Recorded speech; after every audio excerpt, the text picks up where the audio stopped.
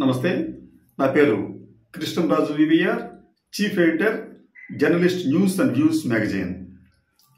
ఉప ముఖ్యమంత్రి పవన్ కళ్యాణ్ రాష్ట్రంలో పెను సంచలనం సృష్టిస్తున్నారు.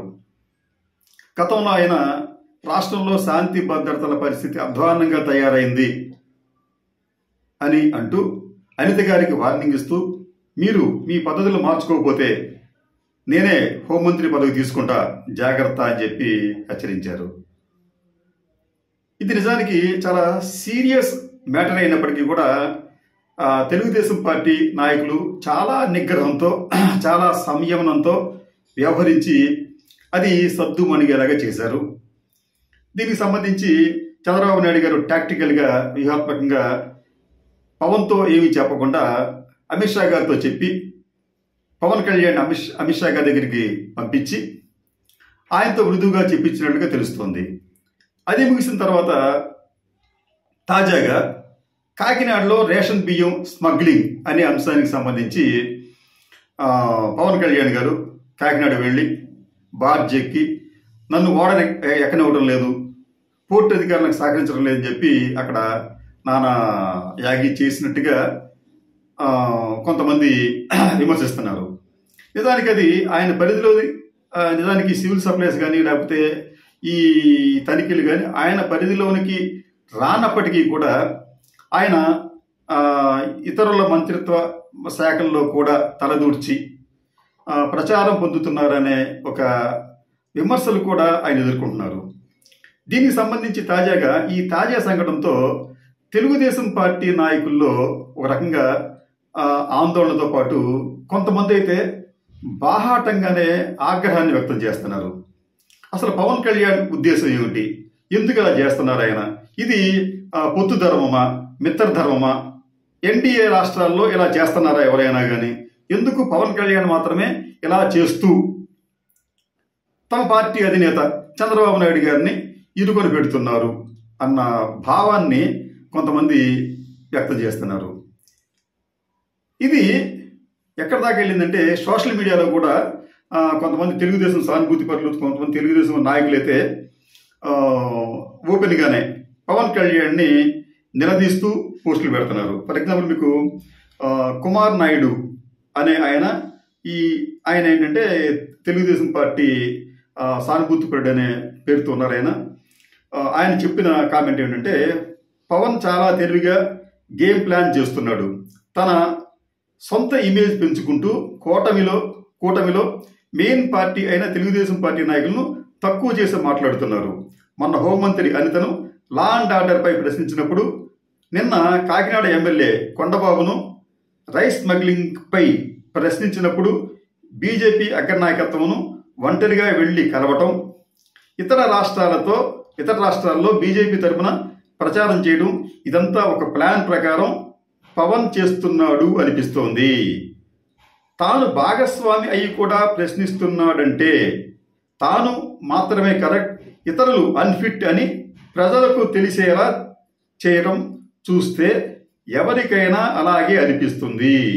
ఈ పనులు వాళ్ళు ఇంటర్నల్ డిస్కషన్లో కూడా చెప్పొచ్చు, కానీ అలా చేయటం లేదు అన్నది ఆ తెలుగుదేశం పార్టీ సానుభూతిపరుడు యొక్క వేదన. ఇంకొకడు అశోక్ అని ఇంకోటి టీడీపీ అంటారైనా, కూటమి గవర్నమెంట్ వల్ల వచ్చే నెగిటివిటీని అంతా టీడీపీకే వచ్చేలా చూస్తూ తాను మంచోడు అన్నట్టుగా కలరింగ్ ఇస్తూ రేపు గవర్నమెంట్ మీద వ్యతిరేకత వచ్చినా తనకి ప్లస్ అయ్యేలా చాలా కన్నింగ్గా పవన్ ప్లాన్ చేస్తున్నాడు. ఇది మరో తెలుగుదేశం పార్టీ నాయకుడి ఆవేదన. అంటే ఇంకొకసారి ఏంటంటే దీనికి సంబంధించి మిత్రపక్షం వల్ల మితంగా వ్యవహరించాలి. ఈయన నరేష్ మల్లినేని అనే వారేమంటారంటే, మిత్రపక్షం అంటే మితంగా వ్యవహరించాలి. తెలుగుదేశం కేంద్రంలో బీజేపీకి చెప్తుందా మీ మంత్రులు అలా చేయాలి ఇలా చేయాలి అని? లేదు కదా, గౌరవం ఇచ్చిపుచ్చుకుంటారు. అంటే ఈయన చెప్పేది అంటే పవన్ కళ్యాణ్ అనే ఆయన తన పరిధిని మించి ఓవర్ యాక్షన్ చేస్తున్నారు అనే భావన చాలామంది తెలుగుదేశం పార్టీ నాయకుల్లో ఉంది. అయితే పవన్ కళ్యాణ్ అనుచరులలో ఇంకొక భావన ఉంది. అదేంటంటే జిల్లా స్థాయిలో స్థానిక రాజకీయాలకు వచ్చేటప్పటికి తెలుగుదేశం పార్టీ నాయకులు తమను చాలా హీనంగా దీనంగా చూస్తున్నారు, తమకి దేంట్లో కూడా భాగస్వామ్యం ఇవ్వటం లేదు, వేదికల మీద కూడా తమను పిలవటం లేదనే భావన వారు వ్యక్తం చేస్తున్నారు. వారి ఉద్దేశం ఏంటంటే మా పవన్ కళ్యాణ్ మీతో జత కట్టడం వల్లనే తెలుగుదేశం పార్టీ లేదా ఎన్డీఏ అధికారంలోకి వచ్చింది అన్నది వారి భావన. అంటే ఇక్కడ ఏమవుతుందంటే ఒకవైపు తెలుగుదేశం పార్టీ అభిమానులు, మరోవైపు పవన్ అభిమానులు ఇద్దరూ కూడా ఈ ఇద్దరి మధ్యన కూడా కొంత పొరపచ్చాలు ఏర్పడినట్లుగా కనిపిస్తోంది. దీనికి తగ్గట్టుగానే పవన్ కళ్యాణ్ వ్యవహార శైలి కూడా ఎలా ఉందంటే తాను కేంద్ర ప్రభుత్వంలోని కేంద్రంలోని బీజేపీ ఆశీస్సుల సహాయ సహకారాలతో ఒక జాతీయ స్థాయి నాయకుడిగా రాష్ట్రంలో చంద్రబాబు నాయుడికి ఒక ప్రత్యామ్నాయంగా ఎదగే ఆలోచన చేస్తున్నట్లుగా కనిపిస్తోంది. మీకు దీంట్లో భాగంగానే పవన్ కళ్యాణ్ వ్యూహాలు ఒకసారి మనం గమనిస్తే మనకు అర్థమవుతుంది. అది తిరుమల లడ్డు వ్యవహారానికి సంబంధించి చంద్రబాబు నాయుడు గారు అది ఆయన మరి ఆలోచించి చేశారో లేదో తెలియదు, కానీ దాంట్లో జంతువుల కొవ్వు కలిసిందని చెప్పడం ద్వారా ఆయన చాలా విమర్శలు ఎదుర్కొన్నారు చంద్రబాబు నాయుడు. ఈవెన్ సుప్రీంకోర్టు న్యాయమూర్తులు కూడా మీ దగ్గర సరైన ఆధారాలు లేకుండా కొవ్వు కలిసిందని చెప్పి ఎలా చెప్తారు అని చెప్పి తప్పు పట్టింది. దాంతో చంద్రబాబు నాయుడు డిఫెన్స్లో పడి మౌనంగా ఉన్న సమయంలో పవన్ కళ్యాణ్ ఇదే సందర్భంగా ఆయన తాను ఒక గొప్ప సనాతనవాదిని, సనాతన ధర్మ పరిరక్షకుణ్ణి అని చెప్పడానికి చూపించడానికి ఇమీడియట్గా ఆయన తన వేషాన్ని మార్చారు, దుస్తులను మార్చారు, తర్వాత దీక్షలు చేశారు. అలా దీక్షలు చేయటం, అలాగే వారాహి డిక్లరేషన్ చేయడంతో, సనాతన ధర్మ డిక్లరేషన్ చేయడంతో ఆయనకు ఎటువంటి సందేహం లేదు, ఆయనకు జాతీయ స్థాయిలో ఒక గొప్ప సనాతనవాదిగా గుర్తింపు వచ్చింది. ఎంత గుర్తింపు వచ్చిందంటే కొంతమంది ఈ సనాతన ధర్మాన్ని నమ్మేవాళ్ళు నాయకులు ఏం చెప్పారంటే ఆయన్ను మరో బాల్ ఠాకరే గాను మరో శివాజీ గాను అభివర్ణిస్తూ కొన్ని చిత్రాలు కూడా తయారు చేసి పోస్టులు చేశారు వాటిని. అంటే హఠాత్తుగా పవన్ కళ్యాణ్కి ఒక గొప్ప స్థాయికి ఆయన అది ఈ ఇమేజ్ అనేది ఒక జాతీయ స్థాయిలో ఒక్కసారిగా ఆయన పెరిగింది. అది ఇది ఖచ్చితంగా తెలుగుదేశం పార్టీకి, ముఖ్యంగా పవన్ కళ్యాణ్ ఇమేజ్ పెరిగితే అది ఖచ్చితంగా చంద్రబాబు నాయుడికి, లోకేష్కి ఇబ్బందికరంగా మారుతుంది, దాంట్లో సందేహం లేదు. ఇది జరుగుతున్న తర్వాత మళ్ళీ పవన్ కళ్యాణ్ గారు తర్వాత మహారాష్ట్ర వెళ్ళటం, అక్కడ ప్రచారం చేయటం, అది కూడా బీజేపీ అగ్రనేతలకు చాలా మంచిగా పవన్ కళ్యాణ్ గురించి ఒక ఇమేజ్ కనిపించింది అక్కడ. ఈ మహారాష్ట్ర ఎన్నికలకు తెలుగుదేశం పార్టీ నుంచి ఎవరు వెళ్ళకపోవటం, జాతీయ స్థాయి నాయకుడిగా 45 ఏళ్ల అనుభవం ఉన్న చంద్రబాబు నాయుడు గారు కూడా పక్కనే మహారాష్ట్రకి వెళ్ళి ప్రచారం చేయలేదు, కానీ పవన్ కళ్యాణ్ వెళ్ళి ప్రచారం చేశారు.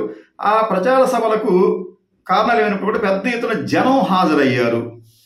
ఇది కూడా ఖచ్చితంగా తెలుగుదేశం పార్టీ వారికి ఇబ్బందికరంగా కనిపించే అంశంగా మారుతుంది.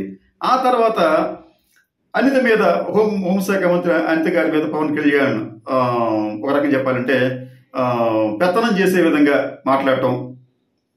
అదే అయిపోయిన తర్వాత తాజాగా మీకు ఈ కాకినాడ పోర్టుకు సంబంధించిన వ్యవహారం, ఇవన్నీ చూస్తూ ఉంటుంటే పవన్ కళ్యాణ్ వీరు అనుకున్నట్టుగా, ఇది తెలుగుదేశం పార్టీ నాయకులు అనుకున్నట్టుగా అతను మన పక్కన పడి ఉంటాడు అనే భావన కొంతమందికి ఉందేమో.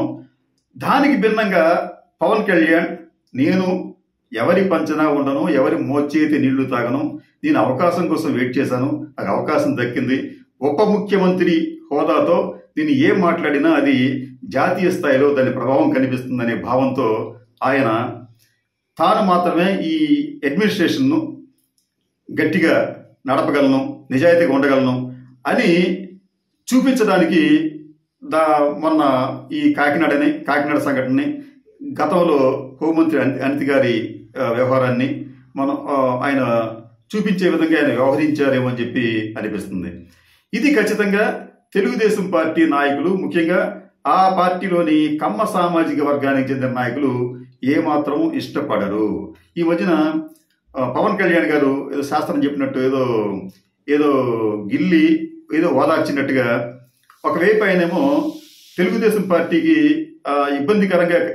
ఇబ్బంది కలిగించే విధంగా వ్యవహరిస్తూ, మరోవైపు ఏమంటారంటే చంద్రబాబు నాయుడు గారి పాలన చాలా అద్భుతంగా ఉంది, ఆయనే మరో 10 ఏళ్ల పాటు అధికారంలో ఉండాలి అని చెప్పి అంటారు.